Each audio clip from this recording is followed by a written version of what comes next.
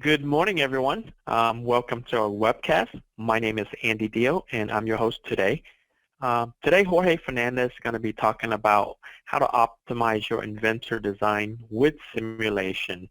And Jorge is going to walk through and show you some of this and some of the things that you can do with simulation to improve your design. I'm going to go ahead and pass the webcast over to Jorge. Jorge, over to you.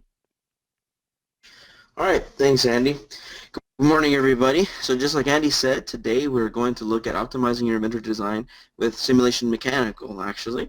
And I think for those of you that already have simulation mechanical, it will be a nice feature that maybe you haven't dove into just yet, and you get to learn it just a little bit.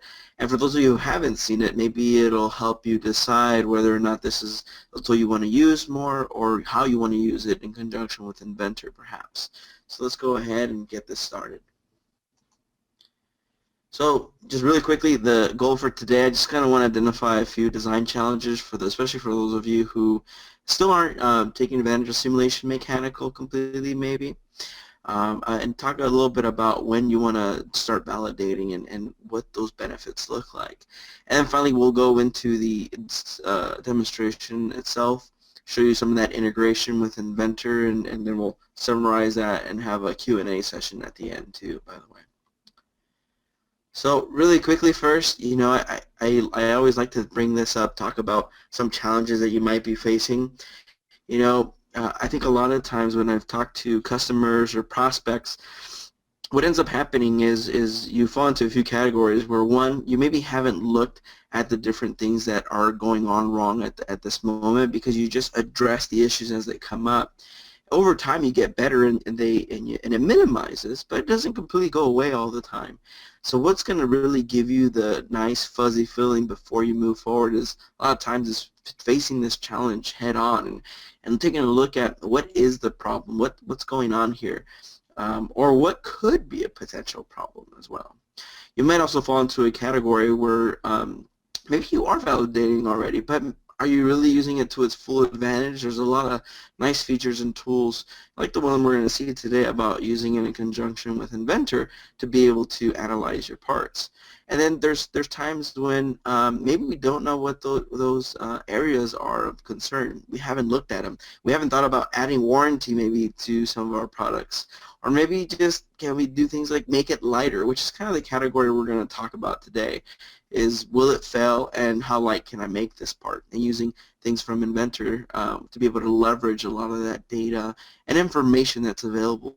But I can't stress enough how important it is to validate early on. The sooner you can start validating, the sooner you can, go to market. The less amount of prototypes you have to make. You might not stop making prototypes, and that's okay.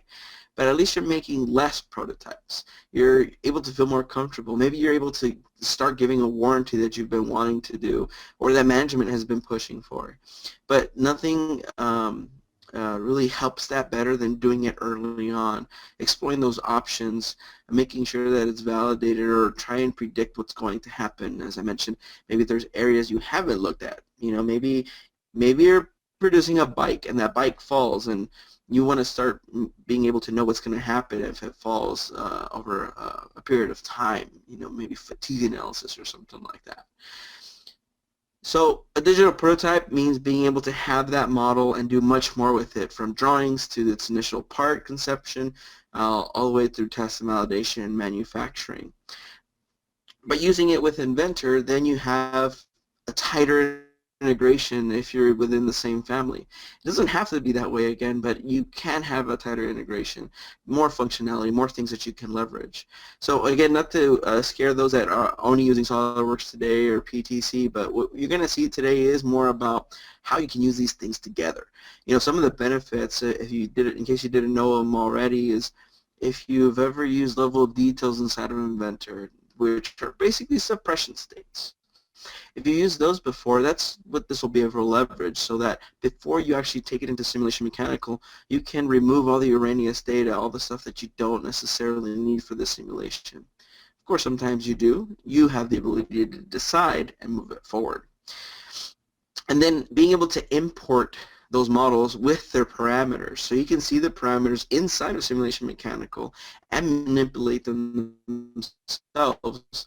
You can see and explore different options without having to bother. Maybe the design engineer is a different person. Maybe you are the same person. You don't have to keep going back and forth. Again, we'll see some of that today.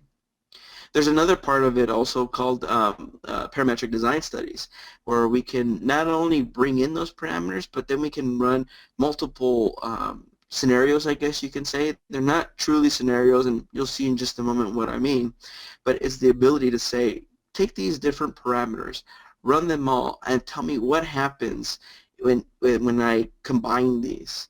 You know, if maybe I change the height, maybe I change some radii, and then there could be 4 or 5 different scenarios just by changing 2 dimensions. And then what's going to happen? Is it going to give you the optimum weight that you want? Is it going to still meet your criteria for the max yield for your part or the material you're using?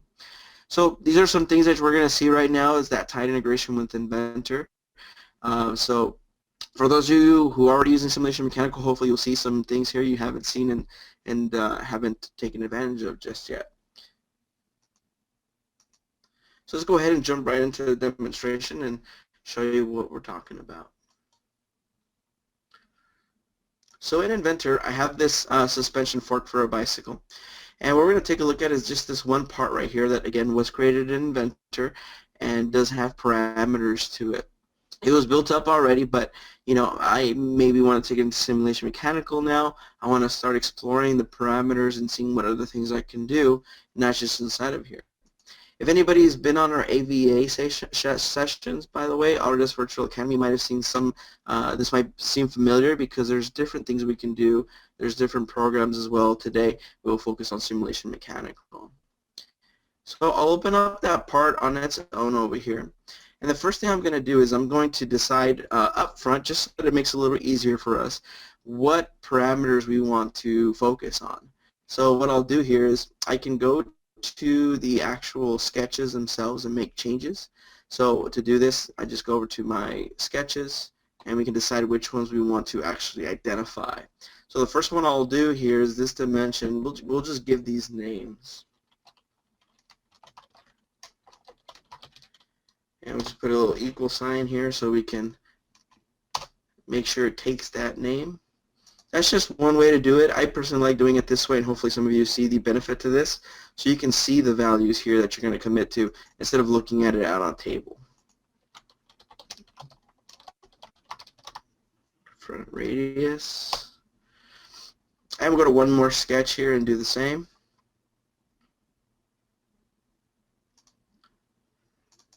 Just edit the sketch.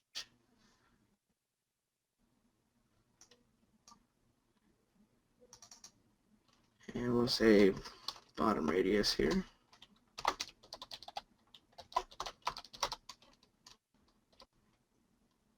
Oops. Oh, one more time. Can't leave any spaces there. There we go. And one more here. So we got our radius. And got that. And we want to change this height. So I'm going to rename this to HT for height. All right. So that's one way to do it here. I like going to the sketch myself, but you could have also gone to this list here, look at your parameters. So if you already knew which values those were, you can do that, but we can also see what the names of those are inside of here. With that done, I'll go ahead and save this part, and that way we'll go ahead and move it into Simulation Mechanical. So the way to remove parts over to Simulation Mechanical is to come over here. You'll get a tab once you install Simulation Mechanical, and you'll go to Launch Active Model. So this will essentially move it over to Simulation Mechanical for you, making it so you don't have to export or anything like that. At the same time, it's going to ask you for some information, like if there was any work points that that you wanted to use as reference points on here, you could bring those in by saying yes. If there's any 3D sketches that you wanted to reuse in here for picking points and stuff like that, this can come in handy as well. But right now it's going to take all that, it's going to look at the parameters and get this going for us. So it makes it a little bit easier instead of having to export step file or something like that. As a matter of fact, if you're using SolidWorks, PTC, anything like that, you'll have the same add-in in there that will allow you to do the same thing like you saw right now, by the way, as far as launching the part goes. So now we're given the opportunity here to choose what type of simulation we're going to run. You see there's quite a few different ones to choose from. I'll do a quick summary at the end of what some of these different ones are, but you see some of the ones inside of here, as well as a description of what they are. So I'll go ahead and click OK. This is what we're going to do, just the static stress linear material models. And then again, it's just giving you a little more heads up, like the colors you might have used inside of Inventor, and about them coming through or not for surfaces, to maybe make more identification of the surfaces, and making sure if I want to import the actual name of the part or not. So those are just some things that come up. You notice there was a do not ask me next time type of checkbox, so you don't have to get them all the time. Right now I just wanted to point out, of course. So what we'll start doing to this part here, let's get it set up. How do we work inside of Simulation Mechanical? Much like a lot of the other tools, we want to work ourselves from left to right. So I'll start off with the mesh first. So in order to generate a mesh, I can just click here, but in our settings we can make some edits in here. So here you can change this bar here and tell it to break this down into different elements, creating your mesh to be coarse or fine. Or you can also come over here to the options and be a little more specific about what you want to do. So for example here, instead of just an approximation of running this and then going back and forth, if I know what I want the absolute mesh size to be, I can type that in as well. So I can type in 0.2 for example. It'll automatically here give me numbers here of figures of if I need to retry it. In other words, if there's a very tight corner or very tight radius is trying to generate, it'll try and break it down to give you something that you can use. So this is an area that you can manipulate, but you can also manipulate the solids, you can manipulate the entire model, and you have different options as well in each scenario. You can also do, right now we're doing a solid because that's really what we have here, but if this was a very thin part, you have mid-plane and plate shells elements if you wanted to do that as well. Right now we'll go ahead and mesh this model and we'll let it break it down into the different.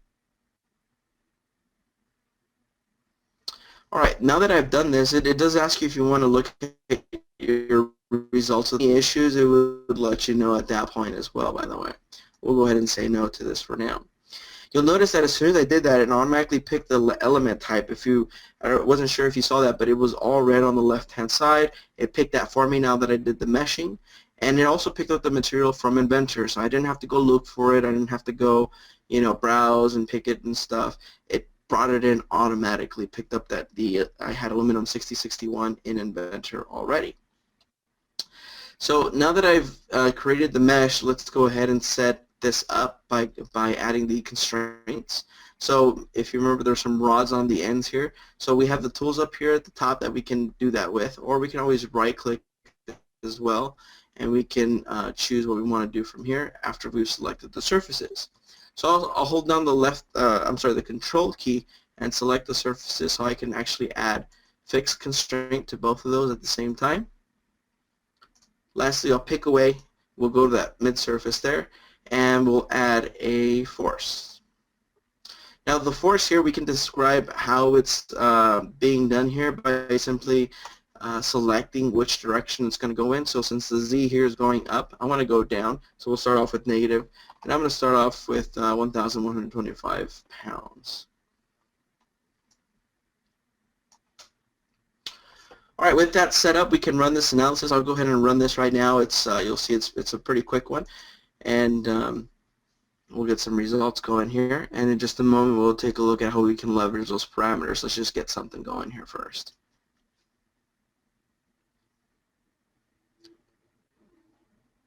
By the way, for those of you that are using Simulation Mechanical right now, I don't know if you noticed it said it was meshing. You do have the ability, by the way, when you go to the mesh settings, to there's a little checkbox you can mark so that you can create the mesh ahead of time, and it doesn't create the mesh while you're trying to run the results. It does make it a little bit faster, and it kind of helps it move along. So by default, it's finished now. It's showing me the displacement, but if I want to go to von Mises over here, I can go ahead and click that and see what my max zones are here. So we see what the maxes are right over here, and by knowing the yield of the material, I know I still have some leeway here. So we can still make some changes. How do we do that now? How do we start optimizing this, especially if maybe I'm a different person, or maybe I'm already in here, I don't want to have to go back to Inventor and bring it in again. You don't have to do that. You can go back to the FEA editor over here, and we'll go back to the meshing environment. And in here you'll notice there's Inventor parameters. So if I click on Inventor parameters, it brings up all the parameters that we had inside of Inventor. You'll notice this is where it makes it a lot easier to have renamed those. We didn't have to do that. I personally prefer it. That way I don't have to go searching for it again or anything like that. So we'll go ahead and change some of these values.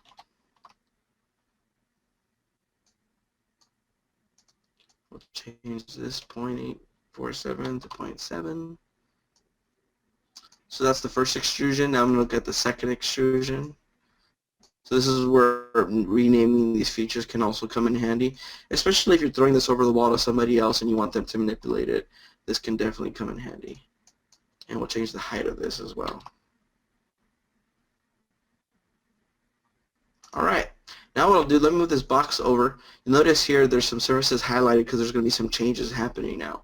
All I have to do now is hit this update button, and it's going to go ahead, look at this model inside of Simulation Mechanical. I'm not affecting the original Inventor parameter itself. Right? You actually notice right here there's a column that says this is the Inventor equation. This is the original, and here's the value that I just inserted. So I can go ahead and hit done here. It's now brought that up. However, the one thing you do have to do, this is the one thing I want to make sure I point out, is this isn't a different scenario. You are manipulating the actual geometry, so it does change it, and it's almost like if you would have gone back to Inventor, changed it, and then done it in here.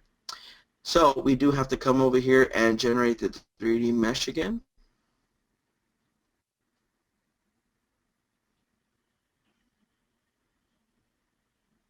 So let it do that. There it is, my new model. And now all I have to do is, actually let me point out first that these fixed constraints are still here, and the load as well, because those surfaces, even though they changed in size, they still exist, right? They didn't turn off the feature or anything like that. They're still there. Aluminum is still there for the material. All I have to do at this point is just go ahead and run the simulation. And pretty soon here we'll go ahead and have our results.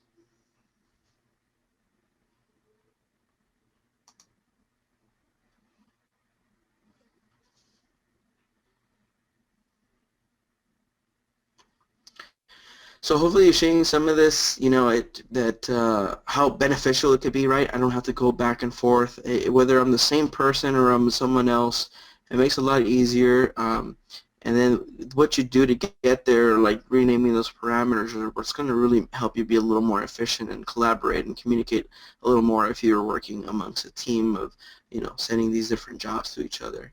I can see the von Mises here. I can see what my maximum stress values are as well. I can always change my legend properties, by the way. If I know specifically what range I'm looking for, I can go ahead and select that through here as well.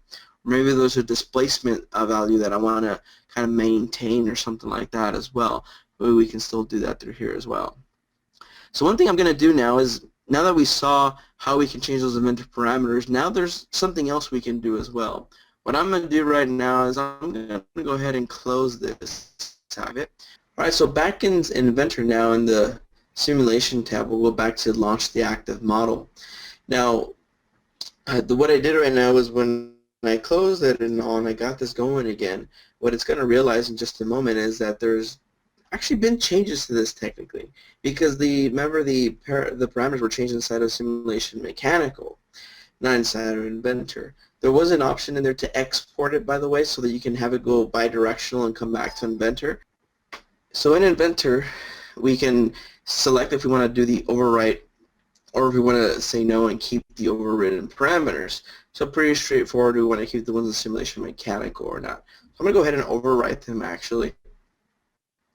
We'll get asked the same questions we got asked before about the coloring and the actual part naming in here inside of simulation mechanical, and very quickly it updates it back to what came from Inventor. Now there are a couple things we need to do before we move forward. The first thing is we need to regenerate this mesh again, so we'll just go to generate 3D mesh. It brings up the part and go ahead and meshes it all over again and satisfies that requirement. One other thing we need to do though before we move forward is we do have to have a valid analysis of this. So we do have to run the simulation one more time just so it has something to base it off of, because what we're going to do in a moment is run different cases, and it needs to actually have these results and able to work with them. Alright, so now we have that, we can go back to our FEA editor, and we have the opportunity here under setup to go to this parametric study, which is different. The other one was Inventor parameters, this one's parametric study. And just in the interest of time here, we'll run it just one different option, which was that height one. So for this height parameter, we'll go ahead and put a check mark on it, and then under setup and run, we can then type in a value here of what we want it to be, or values. If you hover over it, you'll actually get a little description box letting you know what things you can do in here. You can always go to the help menu as well, and that'll show you different ways that you can input values in here.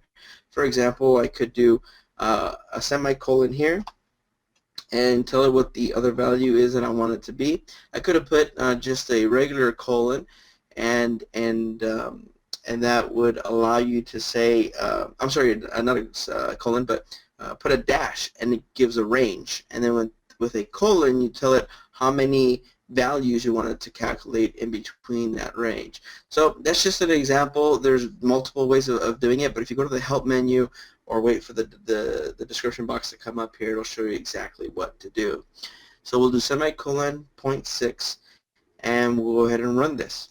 So typically I would have done maybe the different radii that I had on there, but in the interest of time, this is going to run the different studies on here for us without us having to go back and do the meshing separately. It's going to run it for you. This is different though, because these are different studies, not scenarios. So I mentioned that earlier where it's kind of like different scenarios, but it's really not, because usually we can copy and paste a scenario, which typically means you're manipulating the forces, the constraints, where those locations are at or what those values are. And here we're just changing the parameters, and we're wanting to see what's going to happen with this part, and we can compare them inside of here. So it's running those different studies, it's generating the mesh as it needs to, and momentarily here we now have our results. And so what this is going to tell us is, okay, according to the two changes you made here, here's a quick preview of what that model looks like now, and here are the values of the von Mises. Here's the weight you have now, so this can essentially allow you to take a look at this and see how much you've reduced the weight. Is it worth the effort of the things you're going to do, the maybe machining operations if you want to go that far? Or, you know, is it going to meet your criteria? Is it going to actually break or fail where you weren't expecting it to before? Or what our max displacement is? So again, this keeps you from creating multiple simulation mechanical files. Instead of doing that, you can run something like this and be able to get a quick optimization of that part.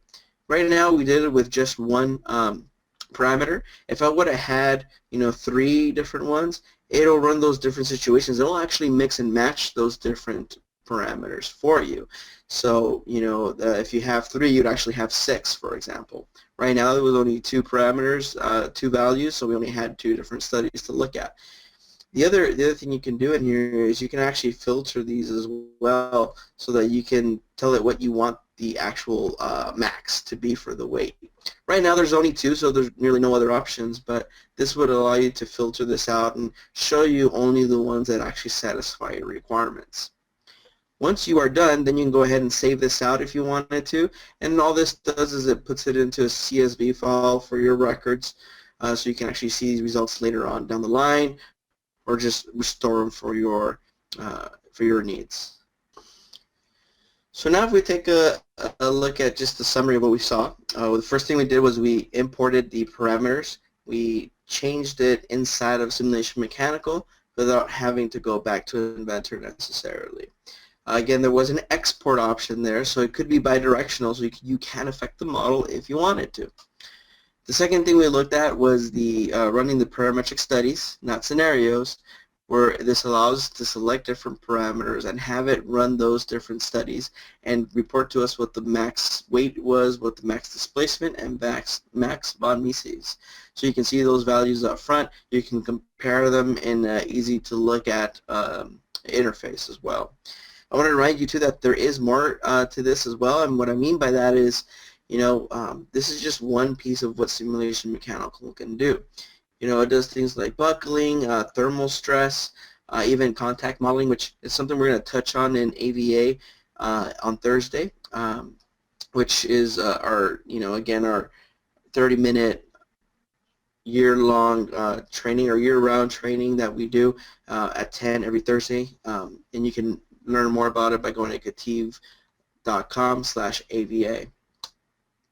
You can also do things in here like automated drop testing. What that really means is you have a wizard that walks you through setting up something like a drop test, something that I think I mentioned at the beginning of, well, maybe it's not something you usually worry about, but why not worry about that? Maybe you can add more warranty to it, or you can give the customer just a little more warm and fuzzy about how this should last and what types of environments it can withhold and things like that. So I'd like to open it up to questions and answers. Here, the control panel is open, and I'm ready here to take any questions you might have. So one question I have here actually is someone's clarification about can the parameters be brought in if you're using something else like SolidWorks? Unfortunately not. It doesn't mean that Simulation Mechanical does not work with SolidWorks. It just means you won't be able to use that one feature of the parameters actually. So again, it is CAD agnostic, but if you want to take advantage of something like that, you do have to use Inventor in this case as of right now. I have another question here about, let's see here, using it with Flex. So for those of you that don't know, Autodesk does have also something called Simulation Mechanical Flex, which is the ability to run it on the cloud and run it locally. So yeah, this capability is available in both Flex as well as in the network license or standalone license of it. So no difference. You don't have to turn anything on separately or anything like that. It works just the same. It's just another feature that's available inside of simulation. Okay, those are the two questions I had here. I guess we'll move forward. Just some recommended next steps. So there is a lot of videos out there. There is a simulation community called simhub.autodesk.com that gives you a lot of nice information as far as different topics, different reasons to use something like Simulation Mechanical or other products such as Simulation CFD or something like that. Don't forget that Ketiv can be an extension of your team as well. So we do have staff that is able to take on actual design work. And able to be a part of your team as well, whether it be to help you move forward with something or actually help you solve the problem, especially if you're used to already outsourcing this type of information or this type of work. And you can always further your learning, right? I completely encourage you to please try tutorials, go in there, try different things, explore different avenues of things that could go wrong with your part. It's only going to help you get ahead of the curve. And again, don't forget, we can help you with that, whether it's, a lot of people don't necessarily like a full-on general training. There's a very specific thing you want to look at. We can help you with that. There are tutorials, again, for it as well, but there's a lot of ways to get you there. We can help you get there faster. And then I mentioned earlier there's the Autodesk Virtual Academy. I'm actually a part of that. I'm actually in charge of that. So if there's anything after this that maybe someone would like to make suggestions, like to know more about how you can sign up, do let me know. But basically, if you go to our ketiv.com/AVA page, you'll be able to get registered there. You'll see what are the next sessions that are coming up. Again, the next one is on Inventor Dynamic Simulation. So if you are on this webinar, you very well could be interested in what we have to show there. So I'd like to thank you all again for joining us and look forward to having you on our next session.